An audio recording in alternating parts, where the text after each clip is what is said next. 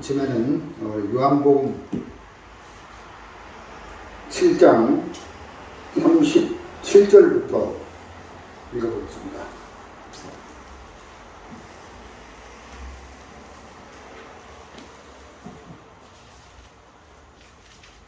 요한복음 7장 37절부터 제가 읽겠습니다. 명절 끝날 곧 큰 날에 예수께서 서서 외쳐 가라사대 누구든지 목마르거든 내게로 와서 마시라. 나를 믿는 자는 성경의 이름과 같이 그 배에서 생수의 강이 흘러나리라 하시니 이는 그를 믿는 자의 받을 성령을 가리켜 말씀하신 것이라. 예수께서 아직 영광을 받지 못하신 고로 성령이 아직 저희에게 계시지 아니하시더라. 이 말씀을 들은 무리 중에서 혹은 이 말씀이 혹은 이가 참으로 그 선지자라며 혹은 그리스도라 하며 어떤 이들은 그리스도가 어찌 갈릴리에서 나오겠느냐. 성경에 이르기를 그리스도는 다윗의 씨로 또 다윗의 살던 촌 베들레헴에서 나오리라 하지 아니하였느냐 하며 예수를 인하여 무리 중에서 쟁론이 되니 그 중에는 그를 잡고자 하는 자들도 있으나 손을 대는 자가 없었더라. 좀 띄어서요. 52절을 읽어보겠습니다. 저희가 대답하여 가로되 너도 갈릴리에서 왔느냐. 상고하여 보라. 갈릴리에서는 선지자가 나지 못하느니라 하였더라. 52절 말씀까지 읽었습니다. 요즘 세상은 참 살기가 편하고 쉬운 세상인 것 같습니다. 참 얼마 전에 제가 이제 관아리 산을 가는데 물을 먹고 싶었어요. 그래서 이제 가게에 들려서 이제 물을 한 병 사서 가서 이제 일을 했는데 돈을 주고 이제 물을 사 먹으려고 하니까 좀 돈이 좀 아깝더라고. 그래서 이제 요즘은 참 정수기에 이렇게 정수된 물을 먹고 또 참 이렇게 물을 사서 먹고 참 물도 좋고 음식도 좋고 참 좋고 편한 세상에 사는 거예요. 요즘은 스마트폰이 발달돼 가지고 내 손 안에서 마치 내 손 안에 온 세상을 다 이렇게 잡고 사는 것처럼 참 쉬운 세상이 됐어요. 이렇게 음식도 인터넷에 들어가면 요리하는 방법이 다 나와가지고 그대로 따라하면 되고 이렇게 식품도 이렇게 시장에 안 가고 집에 앉아가지고 인터넷 쿠팡으로 주문하면 이렇게 뭐든지 원하는 것을 집 안에서 다 받아볼 수 있고 참 이 세상은 아주 편안하고 안락한 세상이 됐다는 거죠. 고생 안 해도 수고 안 해도 참 쉽고 편안하고 좋은 세상이 됐는데 마치 아날로그 시대에서 이제 디지털 시대로 이렇게 바뀌었습니다. 그런데 육신은 살아가기가 너무너무 편하고 쉬운 세상에 우리가 지금 살고 있는데 그렇게 이제 편안하고 쉬운 세상에 살다 보니까 조금만 형편이 어려워진 형편에 딱 들어가면 나쁜 형편에 들어가면 적응을 못하는 거예요. 좋은 형편에서는 그걸 못 느끼는데 나쁜 형편에 들어가면 이 몸이 적응을 못한다는 거죠. 예를 들면 제가 얼마 전에 그 모델하우스에서 이렇게 일을 했는데, 모델하우스를 짓는 곳에는 수도 전기가 별로 안 좋잖아요. 그래서 그 모델하우스의 옆에 그 재래식 화장실을 하나 이렇게 설치를 해놨더라고요. 근데 이제 그 재래식 화장실에 들어가서 용변을 보는데, 냄새가 얼마나 나는지 너무너무 힘든 거예요. 늘 이 수세식 화장실만 사용하다가 그 공사장에 설치된 재래식 화장실에 가서 용변을 보려고 하니까 몸이 이 나쁜 형편에 딱 들어가니까 적응이 안 되는 겁니다. 그래도 뭐 저는 아프리카에서 참 안 좋은 형편 안에서도 살아보고, 아프리카의 그 화장실 문화가 안 좋잖아요. 특히 제가 선교했던 시에라리온은 더 안 좋은데, 그런 나라에서 또 살아보고, 또 우리 어릴 때는 전부 재래식 화장실에서 용변을 봤단 말이에요. 그 이제 문제가 안 될 것 같은데, 그 공사장에 가서 재래식 화장실에서 용변을 보는데 너무너무 힘든 거예요. 그래서 이제 시간이 좀 며칠 지나다 보니까 변이 많이 쌓이는 거죠, 그 통 안에. 그 한 날은 이제 변을 보는데 냄새만 고약한 게 아니라 구더기가 막 바깥으로 올라와가지고 도저히 변을 못 보겠는 거예요. 그래서 아들하고 한번 같이 이제 일을 갔는데, 그때 분명히 재래식 화장실이 옆에 있었던 것 같은데, 저를 보고 아빠, 여기 저 옆에 홈플러스 가면 좋은 화장실이 있다고, 거기 가서 이제 변을 보러 간다 하더라고. 그럼 내가 속으로, 야, 너는 아프리카에서 안 좋은 화장실에서 변을 많이 봤는데 한국에 와서 좋은 형편에 살다 보니까 몸이 나쁜 형편에 들어가니까 적응을 못하는구나. 구원이만 그런 게 아니라 한국에 사는 사람들이 그 옆에 재래식 화장실을 만들어 놨는데도 아무도 그 화장실에 들어가서 변을 보려고 안 하는 거예요. 적응을 못 하는 거죠. 너무 냄새도 많이 나고 벌거지도 막 이글이글 거리고 변을 못 보는 거예요. 제가 무슨 이야기를 하려고 이런 얘기를 하냐면, 요즘 우리가 사는 세상이 육신이 살아가기에 너무 편리하고 쉬운, 고생 안 해도 다 먹고 살고 이제 편한 세상에 살다 보니까 조금만 어려움이 오면 몸이 적응을 못한다는 거죠. 그래서 뭐 요즘 뭐 이렇게 높은 뭐 2층, 3층 건물 올라갈 때도 누가 계단을 사용해서 걸어서 올라갑니까? 전부 엘리베이터 스위치를 누르고 엘리베이터를 이용하고, 또 가까운 거리를 가는데도 걸어서 다니는 사람이 별로 없어요.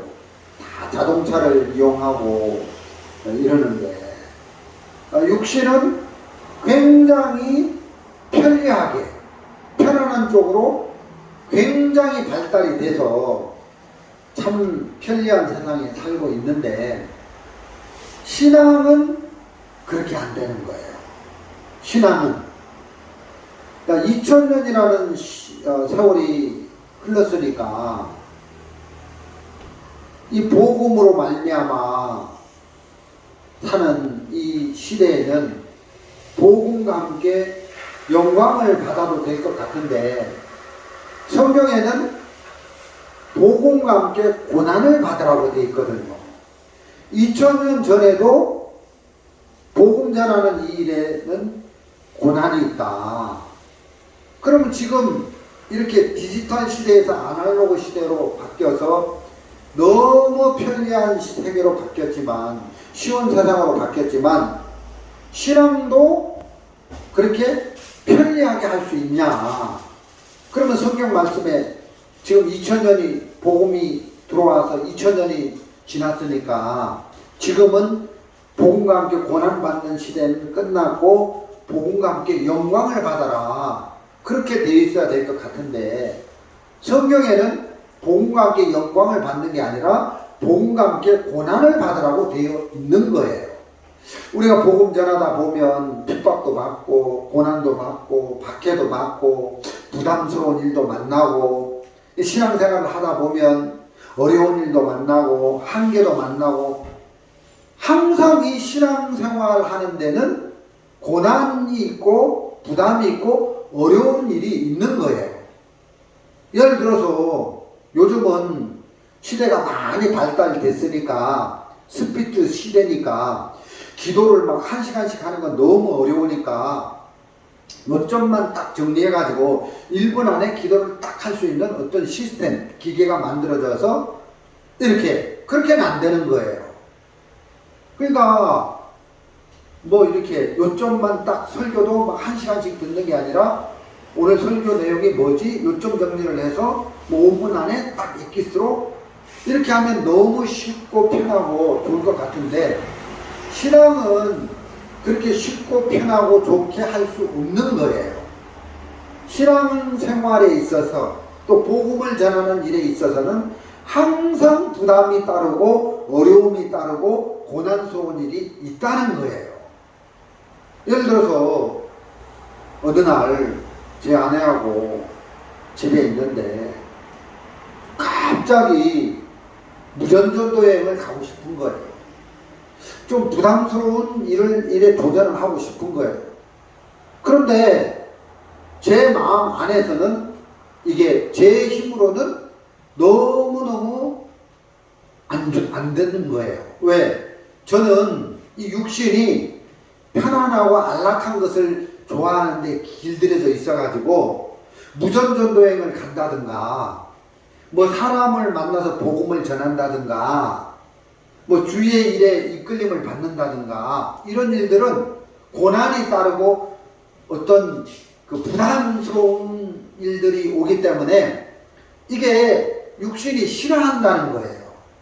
그래서 내 힘으로는 이 육의 편안한 이 마음을 꺾고 부담을 넘어서 복음을 전한다거나 뭐 무전전도행을 한다든가 이게 너무너무 어렵다는 거죠. 그래서 구원받은 사람에게는 작든 크든 교회가 필요하고 교회 안에서 우리를 이끌어 가시는 주님이 성령이 음성이 들려서 그 성령이 우리를 이끌어 가야 된다는 것이죠. 그래서 우리가 이렇게 종교단체를 나와서 우리 가족이 5명이 이렇게 개척교회를 열어서 지금 경산에서 교회를 하고 있는데 이 교회잖아요. 그래서 이 교회가 우리를 밀어준다는 거예요. 교회가 우리를 이끌어준다는 거예요.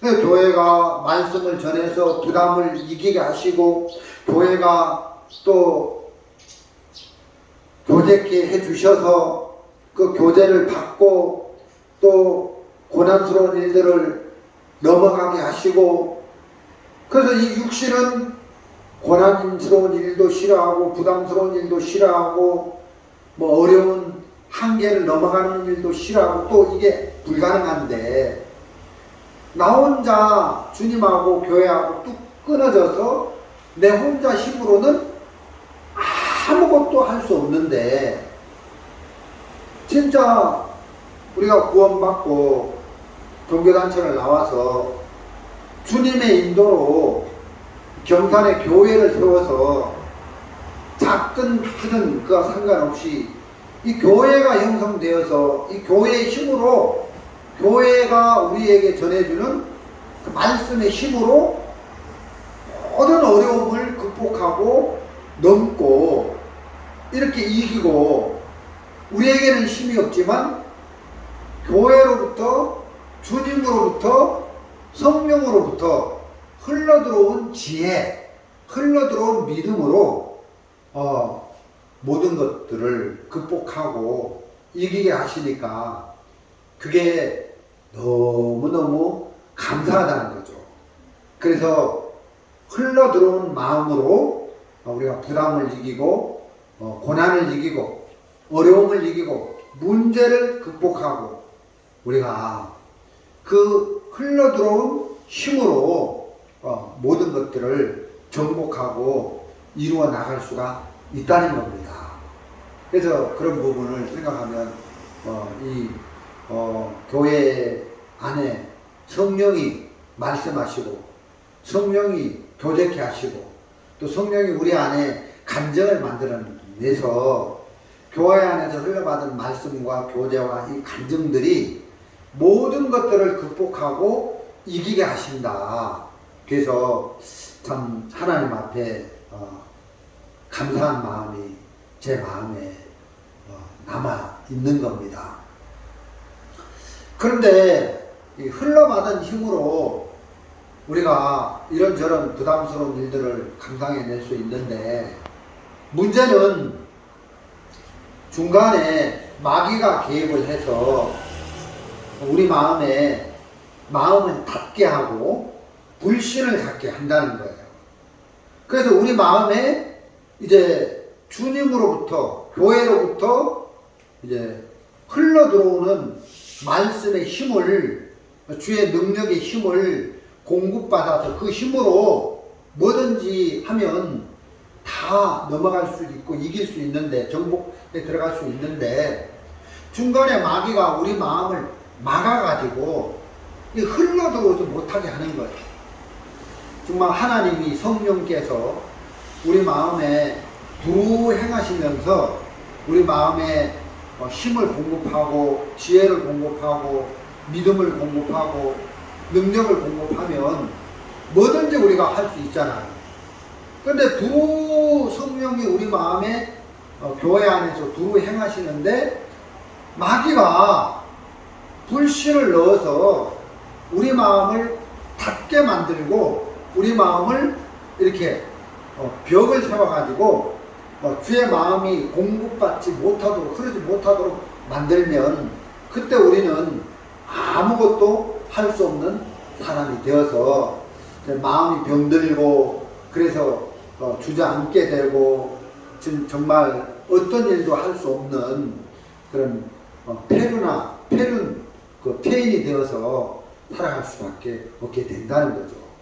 중간에 마귀가 이렇게 마음을 차단하고 끊는 일을 하더라는 거예요.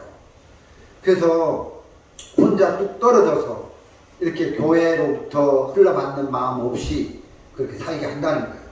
우리가 지난주에 공사한다고 또 우리가 이제 오전에 예배를 안 드렸는데 참 제 마음에 그런 마음이 들더라고요.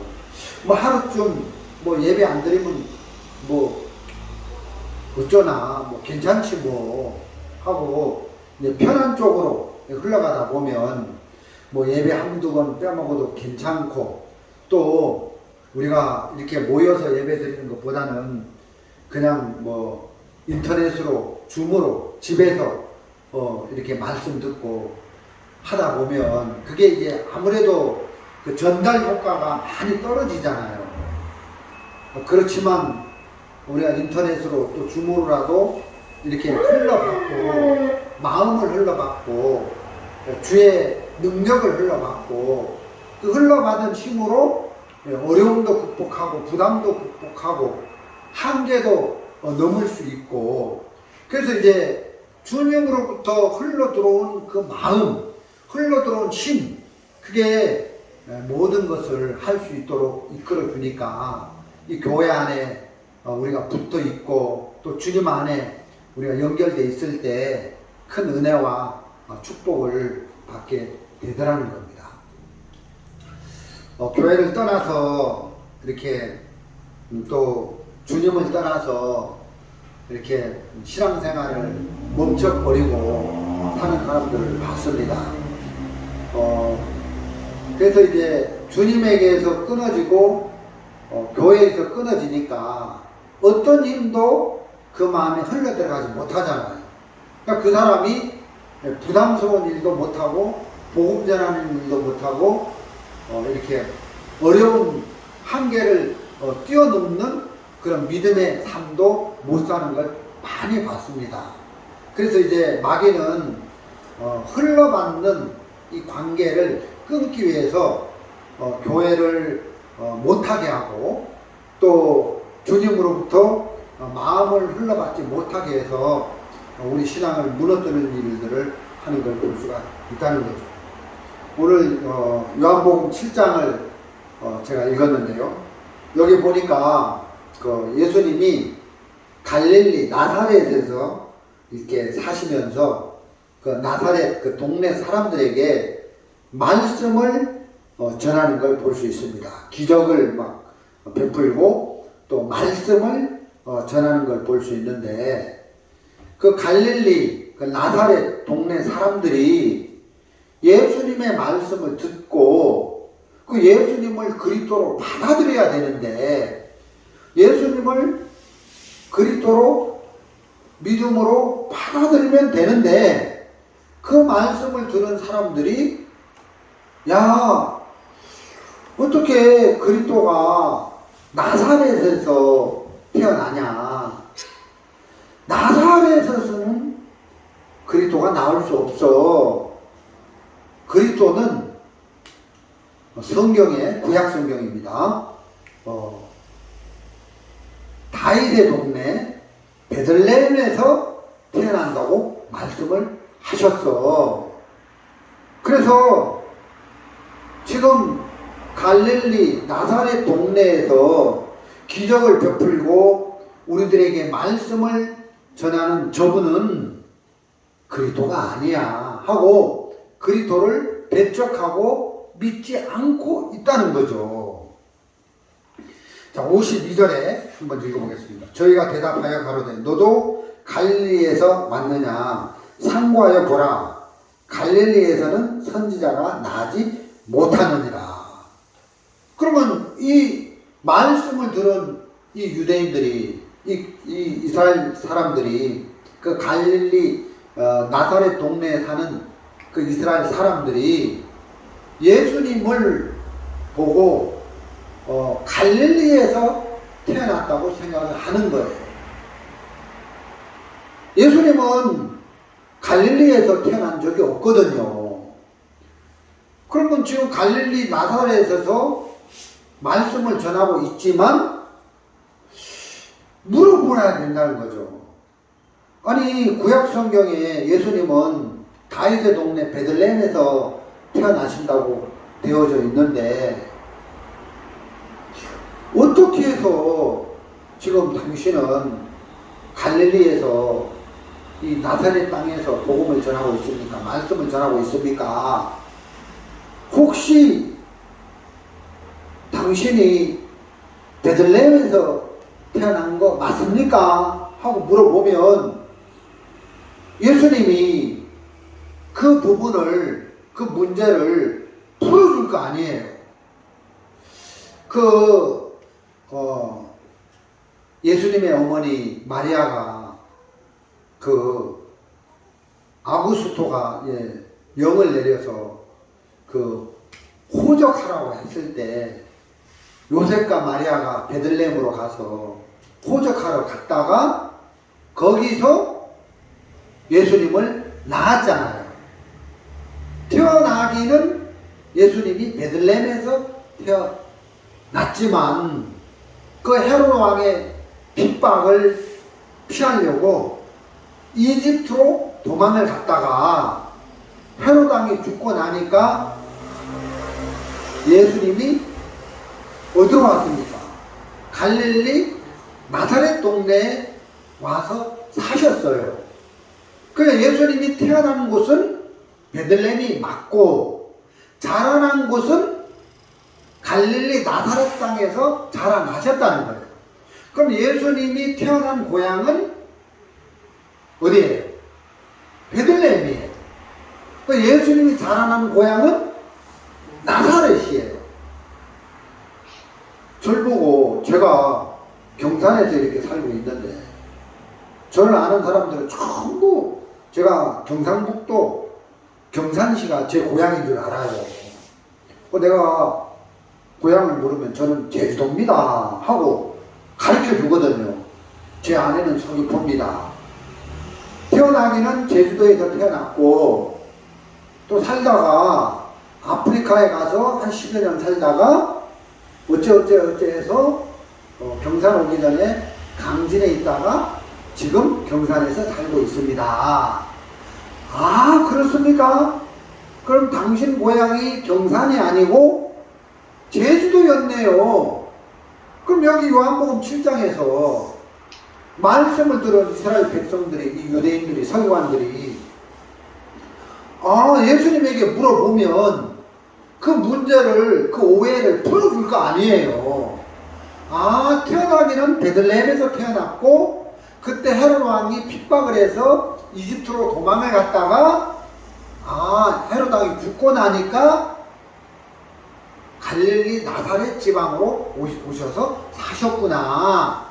그러면 구약 성경의 선지자들이 예언한 베들레헴에서 예수님이 태어난다고 예언했는데 맞구나. 이분이 그리스도로구나. 이렇게 받아들이면 아무 문제가 안 되는데 이 서기관들이, 바리새인들이, 예수님의 말씀을 들은 이 바리새인들이 어떻게 생각하냐면 52절의 말씀처럼 상고하여 보라. 갈릴리에서는 선지자가 나지 못하느니라. 너도 갈릴리에서 왔느냐. 상고하여 보라. 갈릴리에서는 선지자가 나지 못하느니라. 이 사람들은 여기에서 이제 활동하고 있는 이 예수님을 보고 갈릴리에서 태어났다고 믿는 거예요. 그 갈릴리에서 태어났기 때문에 그리스도가 아니다. 이렇게 믿고 있는 거예요. 자, 이게 말씀입니까? 바리새인들이 스스로 알고 있는, 느끼고 있는 생각입니까? 이건 바리새인들이 생각이라는 거예요. 자기 생각에 딱 갇혀서 예수님은 갈릴리에서 태어난 적도 없는데 갈릴리에서 태어났다고 믿고 있는 거예요. 그렇게 알고 있는 거예요. 그러니까 구약 성경에 예언한 그 말씀하고 그리스도는 베들레헴에서 태어난다고 했는데 안 맞으니까 배척하는 거예요. 그게 그리스도가 아니라고 딱 잘라내는 거예요. 자기 생각 안에 딱 갇혀서 불신하는 거죠. 그러니까 이제 그리스도로 안 받아들이고 메시아로 안 받아들이고, 그래서 예수님이 하시는 말씀을 들어보면 신령해서 그리스도 같고 선지자 같은데 또 죽은 자를 살리고 예수님은 물로 포도주를 만들고 이런 기적을 일으키는 걸 보면 그리스도가 맞는 것 같은데 자기 생각에 딱 갇혀서 이렇게 불신하는 모양을 볼 수가 있더라는 거죠. 그러니까 예수님이 무슨 말씀을 하셔도 이 바리새인들의 마음은 막혀 있어서, 불신에 막혀 있어서 예수님의 말씀이 흘러들어가지 못하는 걸 볼 수가 있더라는 거죠. 그래서 신앙생활 하는데 우리가 흘러받는 이 세계를 끊는 일을 마귀가 하는데 가장 어떤 신앙의 적이 마귀가 우리 마음속에 불신을 넣고 의심을 넣는다는 거예요. 그래서 우리 마음이 딱 불신에 잡히면 마음이 닫혀서 더 이상 주님의 음성이, 교회의 음성이 우리 속에 흘러들어오지 못해서 그 사람이 마음이 공급을 못 받으니까 이제 병들어 죽어가게 된다는 거죠. 여러분, 옛날 이솝 이야기에 이런 이야기가 있습니다. 그 멧돼지하고 매가 이렇게 사이좋게 큰 나무 그늘 밑에서 살고 있는데 멧돼지는 땅에서 이렇게 먹이를 먹고 똥을 싸고, 그러면 이제 매가 날라와서 멧돼지가 남긴 음식을 먹고 올라가고, 그리고 이제 그 나무 위에서 매가 똥을 싸면 또 이렇게 멧돼지가 그걸 또 먹고, 그 너무너무 사이좋게 매와 멧돼지가 그 한 나무 그늘 위아래에서 살아가고 있는데, 여우가 어느 날 그 광경을 보고 멧돼지와 그 매의 사이를 갈라놔야지 해가지고, 그 매가 먹이를 잡으러 멀리 날아간 동안 멧돼지가 이제 땅에 있는데 찾아가서 여우가 말을 하는 거예요. 멧돼지한테. 뭐라고 말을 하냐면, 야, 멧돼지야, 멧돼지야. 네가 저 먹이 잡으러 멀리 나갔을 때 내가 봤는데 매가 땅에 내려와 가지고 네가 사는 집 굴을 계속 기웃기웃 쳐다보더라. 그 네가 없을 때 멧돼지 새끼를 잡아가려고 그 굴을 기웃기웃 하더라. 그 이야기를 여우가 멧돼지에게 한 거예요. 그러니까 그 말이 멧돼지 마음에 들어가니까 그때부터 멧돼지가 집에서 그 굴 밖에 나오지도 않고 가만히 있는 거예요. 가만히 있는 거예요. 그리고 이제 또 한 번은 멧돼지가, 아니 그 여우가 매한테 찾아간 다음에, 여우가 멧돼지가 없을 때, 야, 매야, 저 멧돼지가 너 없을 때 내가 보니까 멧돼지가 땅 잘 파는 거 알지? 그 막 땅을 막 잘 파가지고 너 없을 때 나무를 쓰러뜨려 가지고 그 둥지에 있는 매새끼를 잡아먹으려고 막 땅을 파더라. 그 여우 얘기를 들어보니까 멧돼지가 땅을 잘 파는 걸 알잖아요. 죽었나, 이 땅을 파게 나무를 쓰러뜨려서 둥지에 있는 매새끼를 다 잡아먹으려고. 야, 저 멧돼지 나쁜 놈이다. 그래가지고 그 여우가 매 마음에 불신을 넣고 멧돼지 마음에 불신을 넣어가지고 그 좋던 사이가 완전히 이간, 우리 어제 고속도로 가다 보니까 황간이 나오는데, 야, 황간이다. 왜 이간을 없지 않냐, 엄마가 이간질 할까봐 이간이 없어 하던데, 진짜 이 여우가 멧돼지 마음에 또 매 마음에 이간질을 한 거예요. 불신을 넣은 거죠. 그러니까 그 좋던 사이가 싹 갈라진 거예요. 여러분, 마귀는 이렇게 우리 마음에 불신을 넣는 거예요. 또 우리 마음에 이렇게 성령이 두루 행해서 지혜도 들어오고 믿음도 들어오고 능력도 들어오고, 그래서 교회 안에서 성령이 두루 행해서 우리 안에 성령이 공급해 주시는 그 힘으로 모든 것을 해나갈 수 있도록 우리에게 능력도 주시고 힘도 주시고 지혜도 주시는데, 그걸 잘 알고 마귀는 교회 안에서 성령이 두루 행하지 못하도록 하기 위해서 불신을 계속 넣는 일을 한다는 거죠. 그 불신 안에 딱 들어가면 더 이상 공급을 못 받는 거예요. 더 이상 말씀이 그 마음에 흘러 들어가지 못하는 거예요.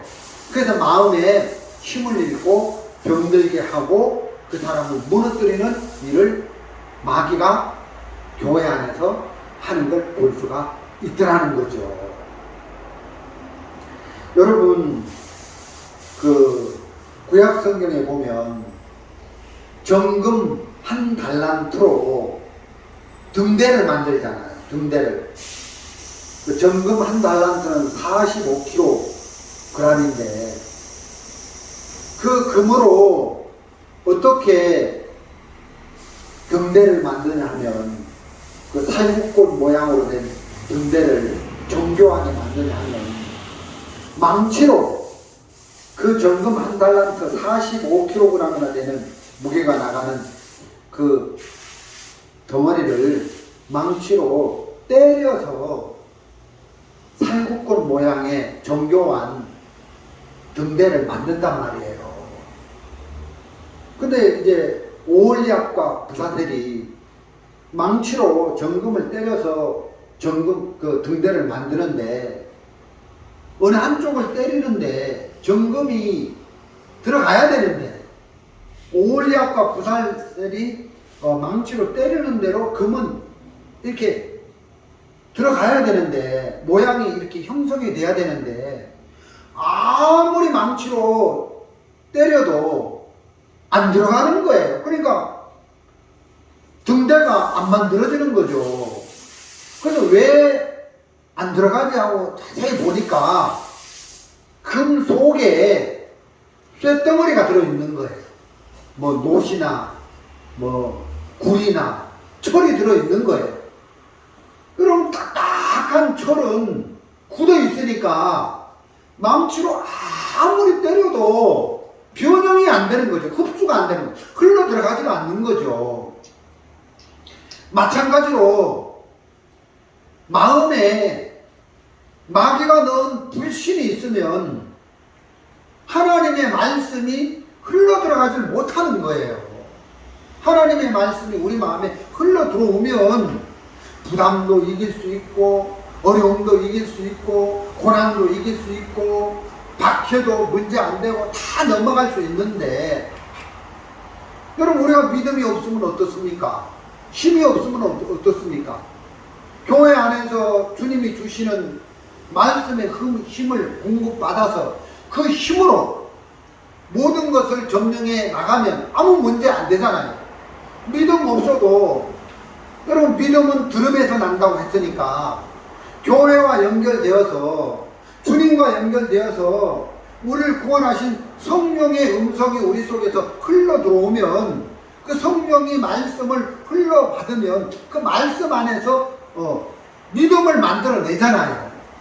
그러면 이제 흘러들어온 믿음으로 우리가 힘을 얻고 모든 걸 점령해 들어가면 되는데 마귀는 계속해서 교회 지체들 간에 불신을 형성하고 교회에 또 말씀을 전하는 목회자와 마음을 닫게 하고 그런 일들을 해서 마음이 더 이상 연결되어서 공급을 받지 못하도록 하기 위해서 끊는 일을 불신을 우리 마음에 넣어서 우리를 저주 가운데로 망하게 하더라는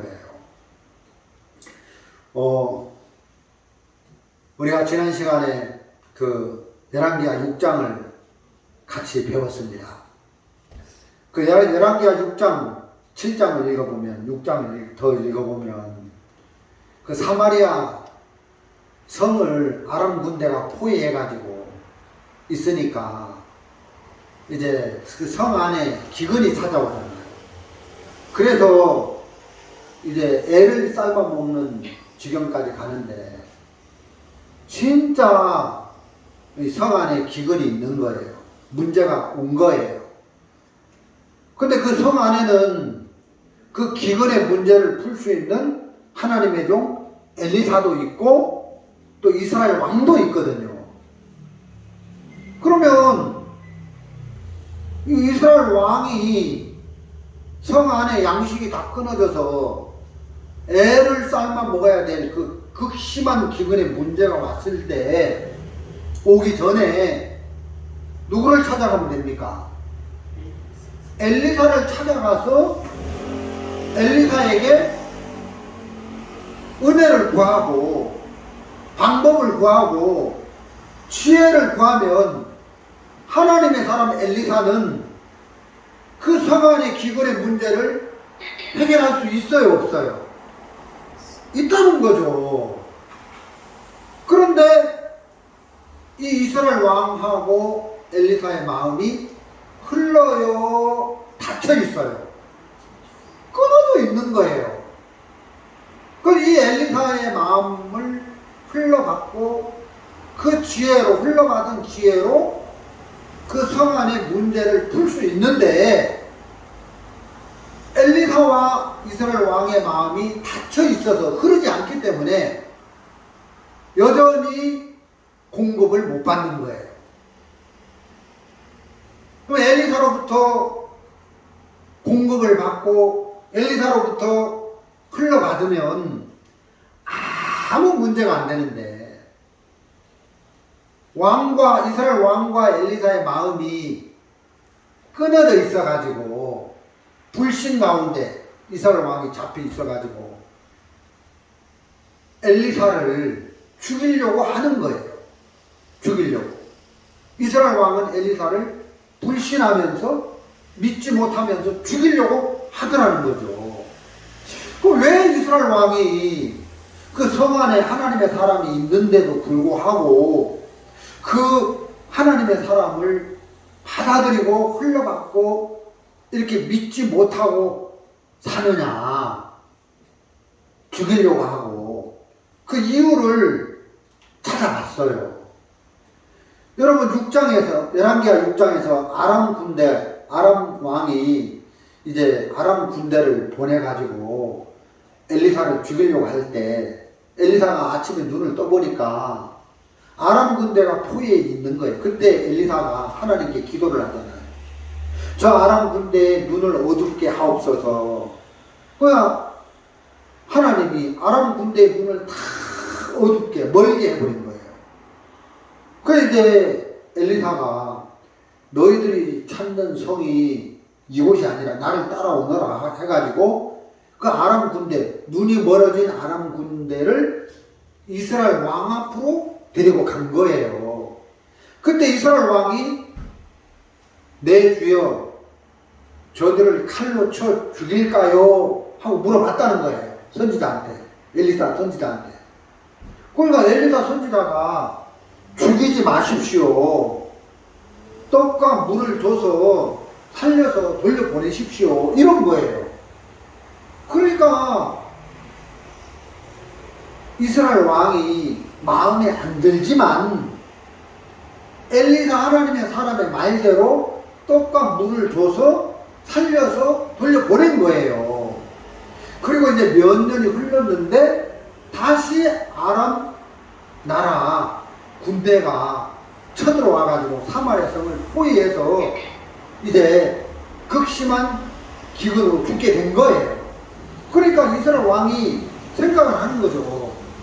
야, 그때 내가 죽이자고 했는데 엘리사가 죽이지 못하도록 했다. 그래서 지금 아람 군대가 쳐들어와서 우리가 이렇게 극심한 기근을 만나고 애를 삶아 먹어야 될 이런 형편까지 들어가고 이런 문제가 왔다. 이스라엘 왕이 내가 왕이지 엘리사가 왕인가? 내가 죽이자고 하면 죽여야지. 지가 뭔데 왕의 말을 안 듣고 지가 나보다 잘났나? 하면서 이 이스라엘 왕이 오름에 딱 잡힌 거예요. 그래서 엘리사의 마음을 안 받고 엘리사를 향해서 죽일 마음을 갖는 거예요.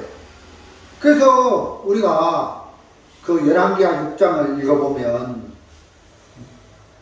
그 엘리사의 머리가 그 몸에 붙어 있으면 하나님이 내게 저주를 내릴 거라고 하면서 그 엘리사를 죽이려고 하고 막 이렇게 하는 거예요. 울음에 딱 갇혀가지고 자기 생각에 딱 갇혀가지고 그 엘리사 선지자를 나쁜 사람으로 여기면서 그 엘리사로부터 흘러나오는 주의 지혜나 말씀을 공급받지 못하도록 해서 결국 하나님의 사람하고 이스라엘 왕하고 이렇게 마음이 단절돼서 끊어져서 흐르지 못하니까 그 사마리아 성의 안에 사람들이 기근으로 죽어나가고 사마리아 성 안이 저주가 임하고 또 이스라엘 전체가 저주가 임하고 이렇게 이스라엘 왕이 하나님의 사람하고 끊어져서 흘러가지 못하는 그것 때문에 그 나라 전체가 성 전체가 저주가 임하게 되더라는 거죠. 그럼 우리도 똑같다는 거예요.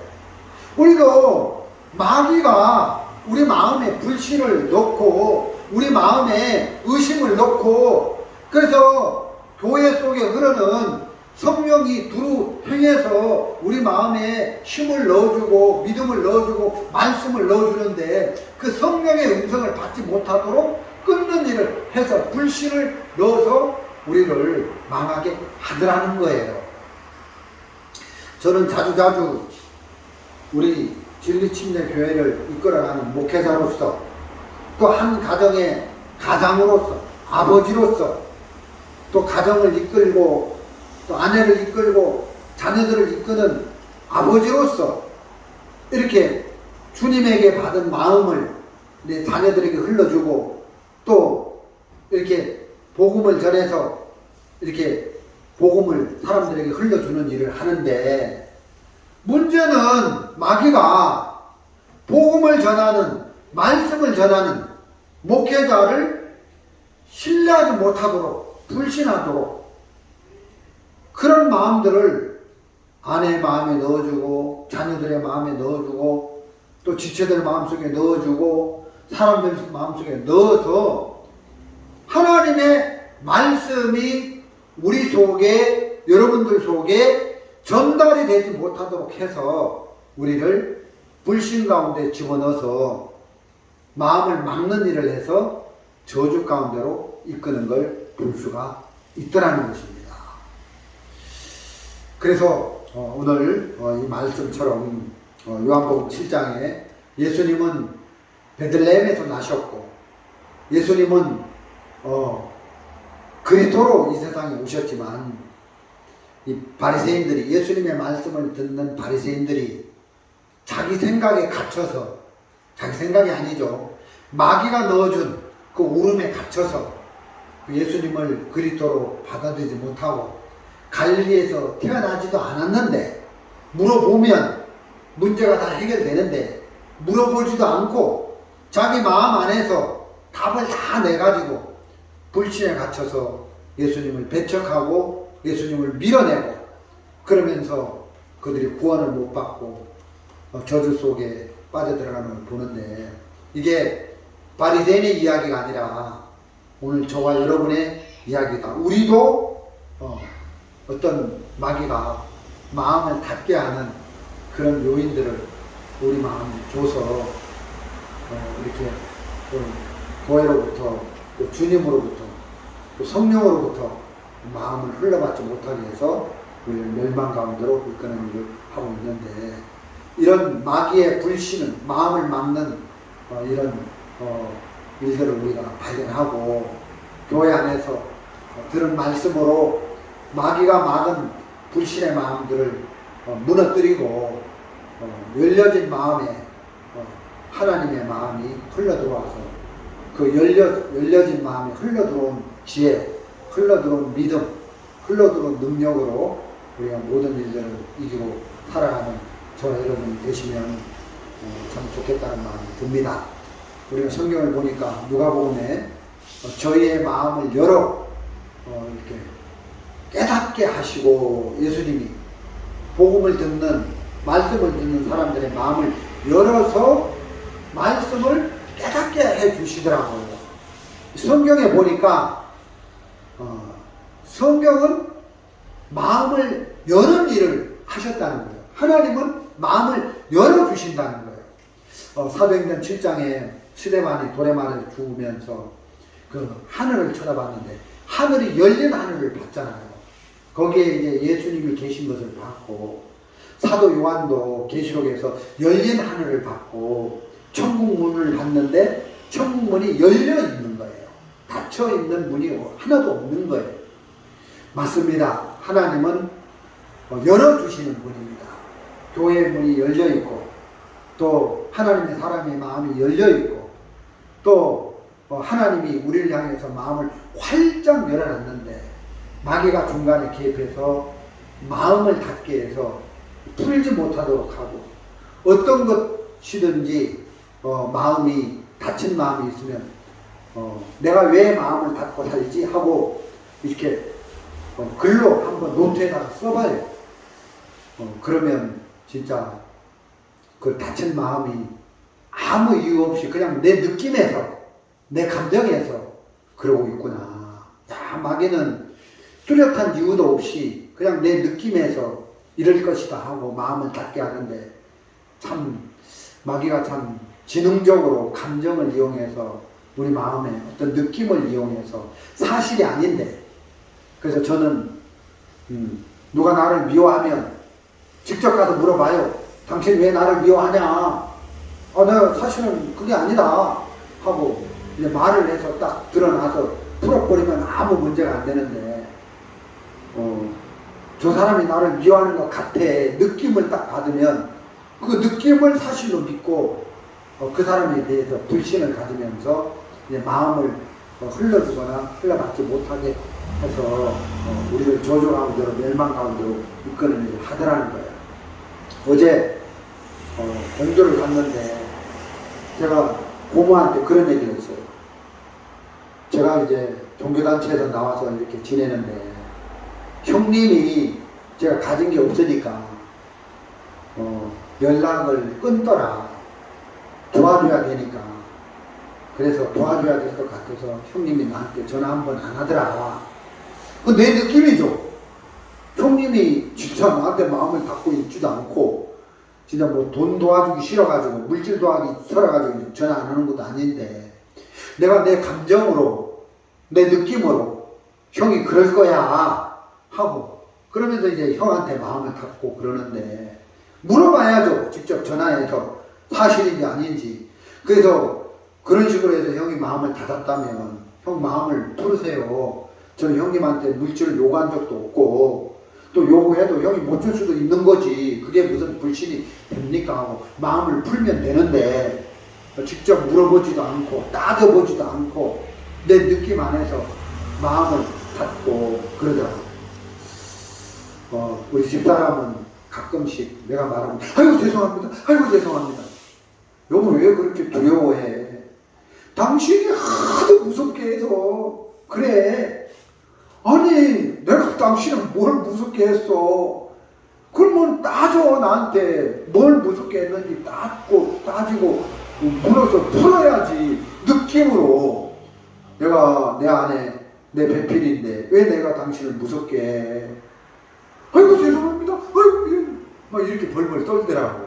그 내가 물어보니까 왜 그렇게, 뭐 죄송한 게 뭐 있어? 부부간에 뭐 죄송한 게 뭐가 있어? 그냥 풀고 그냥 털면 되지. 난 당신하고 잘 되라고 하는 얘긴데 뭐 무서워서 막 그런다 하는데, 그냥 자기 느낌 안에서 남편은 무서운 사람이야 하고 남편을 불신하고 있으니까 마음이 남편을 통해서 주님의 말씀이 흘러들어가야 되는데, 남편을 통해서 교제가 흘러들어가고 간증이 흘러들어가고 이런 걸 다 막고 있으니까 마귀가 그렇게 역사해서 우리 마음을 막아서 연결된 통로로 흘러들어오는 힘을 막아버리니까, 그러니까 공급받는 힘이 없으니까 그 사람이 고립되고 끊어져서 아무것도 할 수 없는 사람이 된다.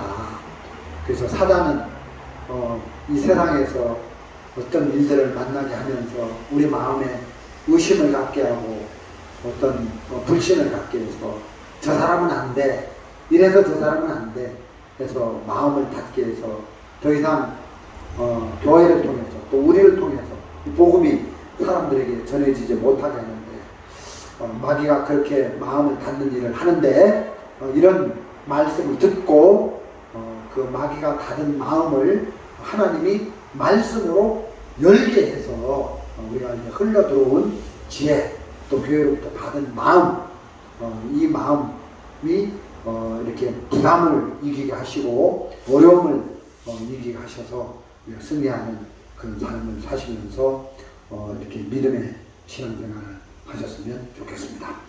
네, 말씀은 여기까지 드리도록 하겠습니다.